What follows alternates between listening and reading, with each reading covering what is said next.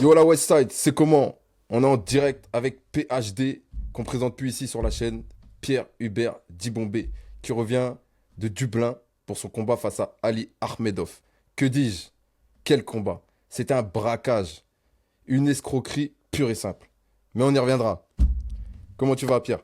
Moi, ça va très bien là. Ça fait maintenant une semaine que j'ai boxé. Là, je prends une petite semaine de vacances et vraiment bien, psychologiquement, mentalement. Ça, je suis très bien. Bien. Bah écoute, on va rentrer direct dans le vif du sujet. Donc, Dublin, c'était comment? Comment on t'a accueilli là-bas? L'organisation, tout ça? Dublin, très Comment pro. ça... C'était vraiment très pro. Dès que je suis arrivé de l'avion, il y a un chauffeur qui m'a pris de l'UFC parce que ils sont en partenariat avec l'UFC, je sais pas trop comment. Et vraiment très pro. Tout était bien Ouais, organisé. C'était vraiment une équipe professionnelle, les 360 boxing promotion avec Dana White là. C'était Dana White, ouais. très professionnel. Toute la semaine d'avant le combat a été bien gérée, tout ça. Donc, non, très bien. T'as rencontré Dana White ou quoi? J'ai rencontré Dana White, après je lui ai pas vraiment parlé. Je lui ai pas Ouais. vraiment parlé. Moi, je suis pas trop, tu sais, je parle pas trop, je suis pas très bavard, surtout avant les combats. Moi, je suis Ouais. très focus, très concentré, tout ça, donc je l'ai pas trop parlé. Plus mon entraîneur qui va parler. D'accord, donc c'était l'UFC, parce que c'était diffusé sur l'UFC Fight Pass. C'est Donc ça, il y ouais. avait... Ouais, parce qu'on n'a pas compris, c'est une des premières fois que l'UFC se met dans l'anglaise, quoi. Je crois que même problème, c'est la première fois, hein, j'ai Première l'impression que, fois, ouais. ouais. Ouais, j'ai vu sur, je crois, Instagram, Dana White, il a confirmé, il a dit, ouais, ouais, c'est bon, on est dans la boxe aussi. Ouais, c'est ça. Ah ouais, Dana White, ouais, j'ai l'impression qu'il se met un peu dans la boxe, tu vois, l'UFT, les claques aussi, il se met dans les batailles de claques là. Ouais. Businessman, quoi. Ah ouais, ok, bah ça c'est cool, c'est une bonne nouvelle par contre. Non, c'est bien. Ok, bon, on va pas trop tergiverser, on va parler direct du combat. Comment tu t'es senti dans ce combat au niveau de l'adversaire? C'était Moi, pour comment? le compter, là, c'est une des meilleures préparations que j'ai faites de quasiment tous les combats que j'ai faits. C'est vraiment une super préparation. Je me suis préparé avec Christian Guy. Après, je me Ouais, suis préparé avec deux très bons boxeurs. Catal Crowley et Dylan Collin. Donc Dylan Collin. je me suis vraiment très bien préparé au niveau des mises de gants, au niveau de la préparation physique. J'étais à Lanzarote, j'étais vraiment bien. Donc je suis arrivé dans le combat. Lui, je sais que c'était un très bon adversaire, très dangereux. Je le disais aussi dans l'interview qu'on a fait la dernière fois. Ouais, Donc je savais qu'il était très coté, un peu comme mon dernier combat avec Temir, peut-être en un peu moins fort, mais en plus dangereux. Et je savais que mentalement, je n'étais pas sûr qu'il soit très fort. Par contre, je pensais qu'il était plus fort physiquement, tout ça. Donc donc je me méfiais quand même de cet adversaire. Et donc j'arrive le premier round, je gère bien, il n'y a pas vraiment de difficulté. Et là, je vois que je suis bien, mon explosivité, mes coups partent bien, je suis assez explosif, tout ça. Et je voyais que c'était pas trop difficile, quoi, pas aussi difficile que ce que je pensais. Et du coup, tout le combat, je voyais que je pouvais le mener techniquement, que techniquement, en fait, j'étais supérieur au niveau de la vitesse, des points de vitesse, il n'arrivait pas vraiment à s'adapter. Moi, ma défense marchait bien parce que j'avais pas de difficulté à le bloquer, il me mettait pas en danger je savais qu'il était dangereux, il pouvait être dangereux, mais moi, il me mettait pas en danger. Donc, je me sentais très bien. Et sur tout le combat, je me suis senti en maîtrise sur tout le combat, et après huitième, je le mets knockdown. Là, je savais que j'avais deux rounds de plus, donc c'est 18. Donc là, je me suis dit, il y a aucun. Là, c'est bon, je gagne le combat tranquillement. Donc, même pas besoin de prendre de risque, de plus m'exposer. Parce que ça reste un combattant de très haut niveau, donc il reste dangereux. Donc voilà. ouais, donc ouais, pour revenir un petit peu au combat, moi t'as fait un super combat, les mains hautes pendant tout le combat, on te connaît, hein. Après, moi, je t'avais dit juste avant, le crochet gauche, il est dévastateur et ça a été le cas. Il n'a pas géré du tout ton crochet gauche. À chaque fois que tu lui mettais un crochet gauche, il pouvait pas, il n'arrivait pas à le gérer. Donc, franchement, moi, personnellement, de ce que tu vois, je me suis refait tout le combat. Pour moi, je lui donne, et je suis très gentil, je lui donne 2 rounds. Et je suis vraiment gentil. Ça veut dire, je me dis, bon, allez, on va essayer d'être gentil. Peut-être le premier round, et encore, je te dis, comme je te dis, je suis gentil, parce que je sais que toi aussi, tu prends ton temps. Donc, premier round, et peut-être, je sais même plus, peut-être le neuvième, peut-être. Je sais même pas. Pas le neuvième. C'est peut-être le neuvième, le septième ou le neuvième, je me rappelle plus, mais Le ouais, septième, ouais, à un moment donné, il te met un petit coup sur une droite, ouais, mais c'est vraiment si je veux être gentil. Du coup, bon, voilà, tu le fais compter au huitième. ouais. Et, et toi, à ce moment-là, qu'est-ce qui se passe? À ce moment-là où il est compté. Qu'est-ce qui se passe dans ta tête? Moi, à ce moment-là, je me dis déjà que pour moi, je dois remporter le combat. Et au huitième, il est compté, donc là, je remporte entre guillemets, je remporte encore une reprise de plus, enfin deux reprises Ah de oui, plus bah oui. supplémentaires. En plus, ouais.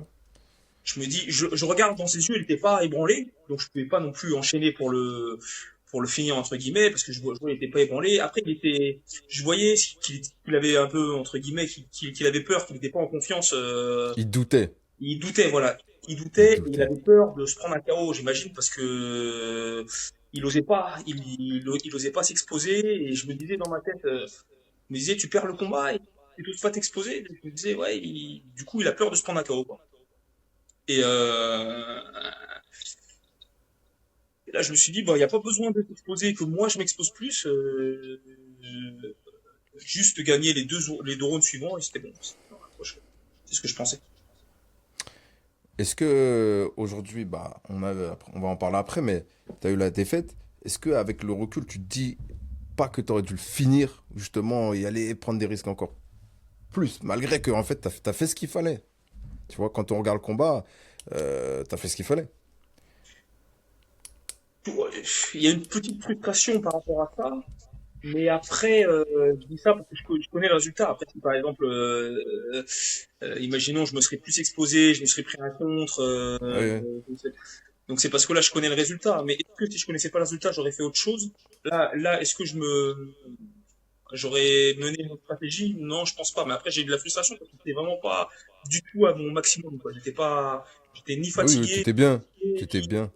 j'étais vraiment pour le frein à main, donc j'ai un peu de frustration quand même. Mais est-ce que je changerais ma stratégie?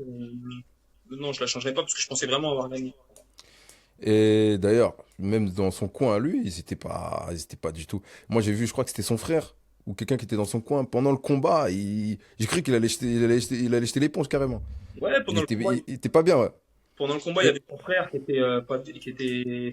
râlait. Il y avait quand je regarde les replays, enfin le replay du combat, il y avait coach, même son coach qui disait ouais là tu perds le combat. Même au deuxième round, il dit ouais il faut absolument que tu gagnes ce round si tu veux au moins espérer avoir un match nul. Donc en plus il a même pas gagné le dixième round, mais enfin tout le monde était donc c'est pour ça que je voyais pas pourquoi m'exposer plus. ouais, bien sûr. Et à partir du huitième round, Jonathan O'Brien, ton coach, il te dit quoi à ce moment-là? Il me dit non, il était satisfait de ce que je faisais. Après, effectivement, il voulait que je le mette KO. Tu vois, il voyait qu'il y avait possibilité, mais bon, il était quand même satisfait de ce que je faisais, hein. Tu sais que les commentateurs, que ce soit les commentateurs ou que ce soit tout le monde, tout le public, il y a eu une grande surprise à ce moment-là. Tu sais, les commentateurs, ils disaient si Ahmedov gagne le combat, ce sera vraiment une énorme surprise, une grosse carotte, quoi, en gros. Et, Du coup, à ce moment-là, donc au final, bon, tu te fais voler, clairement, il donne deux juges à un pour Ahmedov. À ce moment-là, qu'est-ce qui se passe dans ta tête? La réaction immédiate, c'est quoi? réaction immédiate, c'est Tu dois être blasé. ouais, voilà, je suis blasé, je fais bon, c'est la boxe, hein, c'est quand tu boxes à l'étranger, hein, c'est. Mais je me dis là quand même là, ils ont autant je suis préparé à avoir, quand je boxe à l'étranger, je sais que tu pars avec des rounds de retard parce que l'autre est favorisé. Je sais très bien que si le combat avait été serré, même si j'avais gagné pour moi, mais que le combat avait été serré, on le donne à l'autre. Bon, c'est comme ça, c'est le jeu. Mais là, pour moi, c'était pas vraiment serré le combat. Donc, c'était un combat où il y avait pas beaucoup de vraiment d'action, je sais pas trop quoi, mais il était pas serré le combat. C'était techniquement, il était pas serré. Enfin Bien moi, sûr. donc, Clairement. Non, clairement.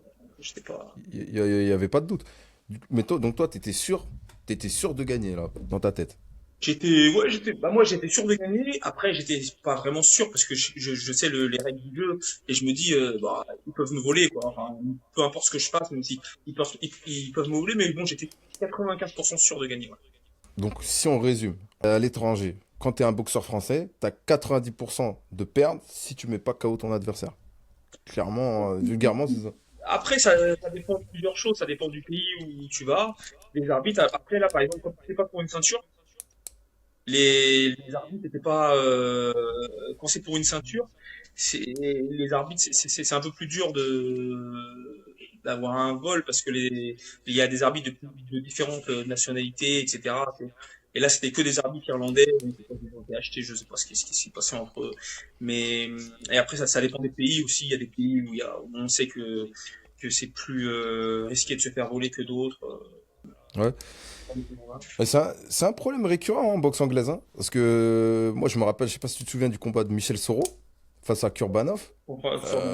C'était un vol caractérisé aussi, hein. C'était Bah oui, incroyable. bah oui, Tu vois, Ngannou, c'était pareil face à Fury. Selon Hmm. moi, hein. Il y en a beaucoup de gens qui disent que Fury a gagné, mais pour moi, c'était clair et net. Ngannou, il avait gagné, tu vois. Ouais, bah c'est vrai que C'est souvent, quoi. ça c'est vrai qu'en boxe c'est cool.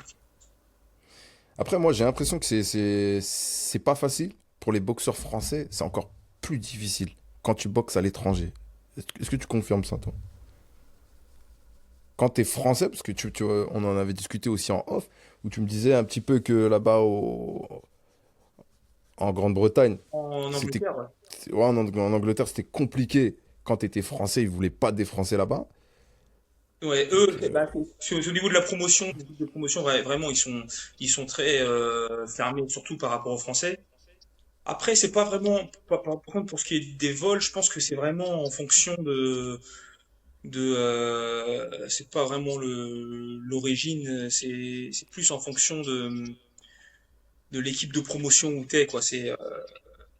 Là, je pense pas que français, je pense pas que si par exemple j'avais été espagnol, ça aurait changé grand-chose. ouais, tu peux te faire voler. En fait, c'est la boxe, quoi. C'est Ouais, pas forcément parce que t'es français. ouais, Ok. Mais bon, j'imagine que ça a dû générer énormément de frustration. Parce que avec tous les sacrifices que t'as fait, moi je te suis au quotidien. Bon, on est amis, on est ouais. de la même ville. Je sais que tu t'entraînes quotidiennement, tous les jours, jour et nuit. Tu te reposes pas. C'est quoi? C'est de la frustration, de la colère? Pas de la colère, c'est vraiment de la frustration. Et après, je suis quand même satisfait du résultat personnel parce que je sais que j'ai gagné ce combat et que je me sentais bien, j'étais supérieur à lui sur ce combat-là. Donc personnellement, j'ai remporté ce combat, ce défi entre guillemets, parce que c'était un défi vu le niveau de l'adversaire. Donc je sais que je l'ai remporté ce défi-là. Mais après, je suis frustré parce que ça met un frein, ça met toujours un frein, une défaite comme ça met toujours un frein. J'ai voulu Ouais, gagner. clairement. C'est ça Bah, surtout, ça t'empêche d'évoluer derrière. c'est Ça ça. t'empêche. Puis tu sais, les gens, ils voient la défaite, ils vont pas forcément regarder le combat. Ouais, bah oui, c'est clair, c'est clair. Et c'est Malheureusement, tu on vois. peut dire qu'on veut, le vol, machin, etc. Mais au final, il y a que le résultat qui est. En plus, il est difficile à trouver le combat. Ouais, J'ai faut bien le constaté faire, ça. je crois. Et t'en veux à quelqu'un? Aux juges, aux organisateurs, à ton adversaire? T'en veux à quelqu'un ou... Mon adversaire, très respectueux. Après, il dit qu'il a gagné. Bon, bah ça, c'est son ego, machin. Mais par contre, mon adversaire est vraiment très respectueux. C'est un des adversaires les plus respectueux que j'ai eu avant, après. Vraiment une bonne personne. Donc mon adversaire, c'est de toute façon lui il dit pour rien, c'est pas lui qui gère ça. Donc, mon adversaire non, pas du tout. Mon adversaire. Après, forcément au juge quoi, au juge c'est pas correct mais c'est tout. C'est que au juge que j'en veux. Enfin au Hmm, juge et à l'organisation parce que c'est les mêmes. bien sûr. T'es déçu de la boxe, toi, à ce moment-là? Dans ces moments-là, est-ce que la boxe te déçoit? Je suis pas déçu de la boxe parce que je m'y attends. Je m'y attends parce que je sais que la boxe c'est comme ça, mais en fait, ce qui me pose problème, c'est sur les combats à venir. Je fais un combat comme ça à l'extérieur. Là, peut-être les prochains ils vont être à l'extérieur, mais bon, j'ai pas envie de me prendre des vols à chaque fois. Bah oui, Ouais, tu m'étonnes. C'est pour ça, c'est d'où ma question, en fait. À un moment donné, tu sais, déjà, ton précédent combat face à Bektemir, Euh, on rappelle, en fait, ce qui s'est passé, c'est qu'il y a une coupure des deux côtés. Toi, tu avais une coupure, lui également avait une coupure. Et du coup, ils ont préféré arrêter le combat avant le début du huitième round parce qu'ils savaient que Bektemir, il était devant au point. Sachant qu'aussi, tu avais fait compter un knockdown qui n'en était pas un, qui était une glissade. Du coup, vu que c'était aussi son organisation, à l'époque, c'était Golden Boy de la Hoya, bon, déjà, c'était déjà quelque chose. Bon, c'était pas le même niveau que Akhmedov, mais c'était déjà pas mal. Et là, aujourd'hui, donc ça veut dire que ça fait deux. À un moment donné, tu vois, ça commence à faire beaucoup, moi, je trouve. C'est ça, c'est.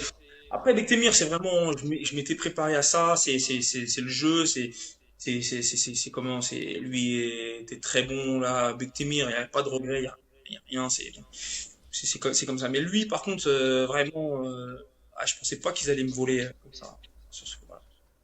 Et la team d'Ibombé, comment elle se porte, comment elle le prend? Notamment, j'ai vu Jonathan, le coach, qui était très très fâché à l'annonce de la décision. J'ai vu, il a posté derrière aussi sur Instagram. Il a clairement affiché sa colère. Ouais, ouais. Il est comment aujourd'hui, là, Jonathan? Non, Jonathan, il est vraiment dégoûté, ouais, toute la team, Tu David m'étonnes. Pierre, tout le monde est dégoûté, ouais, et Jonathan, vraiment.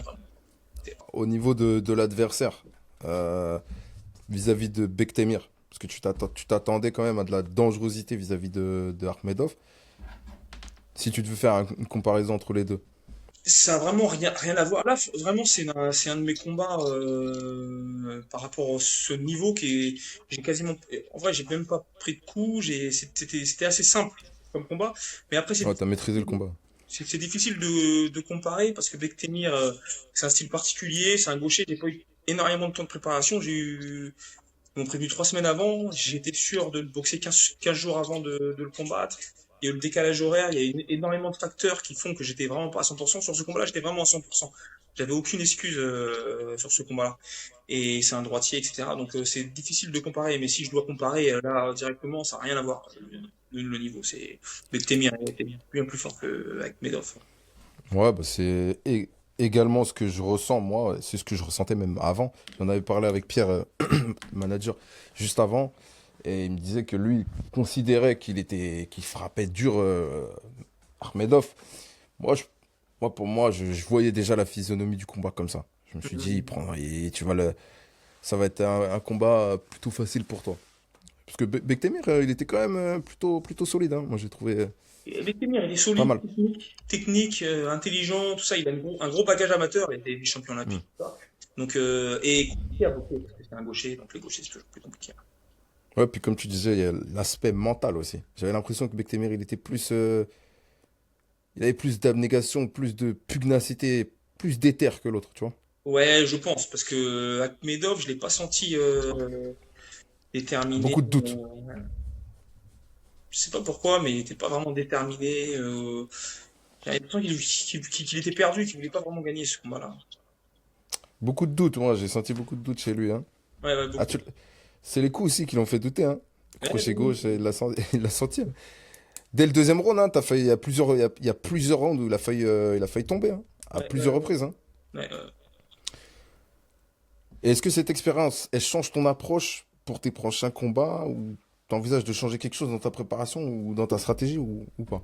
Moi, non, dans ma préparation physique, technique, etc., pas du tout, parce que dans ce combat-là, je me suis senti vraiment bien. J'étais vraiment sur la réserve, j'aurais pu. Vraiment, j'avais encore de l'énergie. Et après, ça va changer sur ne pas accepter n'importe quel combat, n'importe où, comme ça, quoi. C'est surtout ça. C'est surtout ça pour pas me refaire voler tout le temps. Ouais, bien sûr. Après, c'est aussi une chance. Entre guillemets, là, c'est des occasions pour toi, justement, de monter dans les classements comme tu voulais, de pouvoir ensuite faire des ceintures. Ali Akhmedov, quand même, il a quand même de la renommée. C'est quelqu'un qui est bien classé, qui est connu mondialement. Bektemir aussi. Donc, forcément, toi qui as passé énormément de temps, justement, à demander des combats, à rechercher des combats, quand on te propose un combat comme ça, c'est compliqué de refuser. Bien sûr, bah oui, oui, c'est bien pour ça qu'il a accepté ce combat-là. À la base, il devait y avoir une ceinture. Il n'y a pas de ceinture, mais c'est bien pour ça. Après, De toute façon, je sais que pour évoluer là dans le stade dans lequel je suis, il faut absolument prendre des risques. Donc après, je suis prêt à prendre n'importe qui, prendre les risques, prendre des risques, mais les prendre intelligemment. T'as déjà eu envie d'arrêter, toi, ou pas? Oh non, moi moi je suis Après ce combat, t'as jamais eu cette pensée dans ta tête? non, pas, pas du tout. Moi, je suis vraiment obstiné et déterminé. Et quand j'arrive pas à quelque chose, c'est un de mes défauts et une de mes qualités aussi. Donc, quand je dois aller quelque part, j'y vais. Il n'y a pas de décapement. Et qu'est-ce qu'on peut faire pour éviter ce genre d'injustice? Parce que c'est terminé. Une fois que tu perds, il n'y a plus de machine arrière. Il n'y a y a pas de recours. Donc, tu perds, tu rentres chez toi, quoi. Qu'est-ce qu'on peut faire? Qu'est-ce qu'on peut faire? À mettre KO l'adversaire, ça c'est sûr. Et sinon, C'est le ça. reste, C'est KO ou défaite, quoi, limite. KO, ouais, c'est KO ou défaite. Parce que là, il n'y a pas de doute. Franchement, c'est une carotte, un vol caractérisé. C'est, pour moi, c'est ça. C'est, en gros, soit c'est KO, soit tu perds. Parce qu'en plus, même, tu l'as fait compter. En plus. Là, c'est soit, ouais, c'est ça, c'est soit c'est KO, soit pour un vol comme ça, ouais. Après, il y a pas, on peut aller à l'étranger et gagner quand même à l'étranger, ça dépend de quelle chance t'as, quel arbitre est là, etc. Mais sur un combat comme ça, ouais, soit t'es KO, soit tu perds. Ok. Bah, en tout cas, moi, je te félicite, franchement, pour ton courage, ton abnégation, ta détermination. C'est pas tout le monde. Tu vois, il y a des boxeurs, il y aurait beaucoup de boxeurs qui auraient pu vraiment très très mal le prendre et très frustrés et limite vouloir arrêter leur carrière après ça. Donc par rapport à ça, honnêtement, respect. Merci. Respect. Et du coup, c'est quoi les prochaines échéances? Il y a des objectifs? T'as un combat en vue? Prochaine échéance, là, pour l'instant, j'ai rien en vue, j'ai pas de combat en vue. Après, peut-être l'année prochaine, je sais que il y a sûrement un combat aux États-Unis qui va être fait là. L'objectif, c'est vraiment de faire un combat pour une ceinture, pour monter dans les classements, n'importe quelle ceinture. L'IBF, ça serait le mieux, mais bon, n'importe quelle ceinture. C'est vraiment ça l'objectif. Et après, moi, je suis ouvert à peu près toutes les propositions, si elles sont intéressantes. Et est-ce que tu as un combat que tu aimerais bien faire? Ici en France, c'est l'occasion, hein. Si jamais il y a un combattant que tu aimerais bien affronter, n'hésite pas. En France, il y Si tu as un a message à faire passer, si tu as des têtes que tu vises, n'hésite pas. en France, super moyen, c'est Sadjo, Lele Sadjo. et Sadjo. Ouais, les Donc, Sadjo, ça serait un bon combat, ce serait un très bon combat contre les Sadjo. donc là, en direct pour West Fighting, tu call out Kevin Lele Sadjo. Il est chaud, moi, y a pas de Let's go. Je le kiffe en plus, Kevin Lele Sadjo, Kene Kene. Donc ce serait un combat entre Camerounais. En français, problème. d'origine camerounaise. Donc C'est franchement, très- ce serait lourd. Ça serait bien, ça serait un bon combat. Bah écoute, Kevin, à toi de voir maintenant. Le message est passé en tout cas. Ok, bah écoute Pierre, je te remercie. On est Merci à ensemble, toi. hein, tu connais, ça bouge Bien pas. entendu. Team Dibombé.